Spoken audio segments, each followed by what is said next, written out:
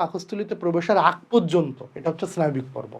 তুমি এখন ধরো খাবারের কথা যদি চিন্তা করো, হ্যাঁ খাবারের কথা ইভেন তো আর মুখের মধ্যে খাবার আছে, এই খাবার তো একটু পরে পাকস্থলীতে যাবেই, তখনই চলবে তোমার স্নায়বিক পর্ব। এটা ইউজুয়ালি 1 ঘন্টা ধরে চলে, খাবার গ্রহণের আগেই 1 ঘন্টা ধরে চলতে পারে এই স্নায়বিক পর্ব। ধরো তোমার একটা দাওয়াত আছে, হ্যাঁ ধরো আজকে বা কালকে তোমার একটা দাওয়াত আছে সন্ধ্যায়, এখন কি তুমি আজ কালকে জানো দাওয়াত খাইতে যাবা, হ্যাঁ বিকাল থেকে যখন সাজগোজ করবা, দুপুরে একটু কম খাইছো যে রাতে খেয়ে পুষায় দিতে হবে, হ্যাঁ একটা বেডশিট দিয়ে গিফটের টাকা 16 আনা উসুল করে দিব, একদম 14 গোষ্ঠী মিলে যাব, এক টেবিল ধরে বসবো, একবারে দিলেই রোস্টার রানগুলো আগে উঠাই নিবো। অনেকে রিলেট করতে পারতেছে, উই অল নো দ্যাট, বাঙালিরা আমরা সবাই করছি এগুলো কম বেশি, লজ্জা পাওয়ার কিছু নাই, আমরাই তো। তাইলে এখন এই যে তুমি আগে জর্দার মিষ্টি যখন আসবে, শুরুতেই মালাইগুলা উঠাই নিবো খামচা, ক্যামেরা আসলে আবার ভাব করবো যে আমি কিছুই খাইতেছি না, আমি খাইতেই পারি না, কিন্তু এমনিতে তো কোপাকুপি চলতেছে।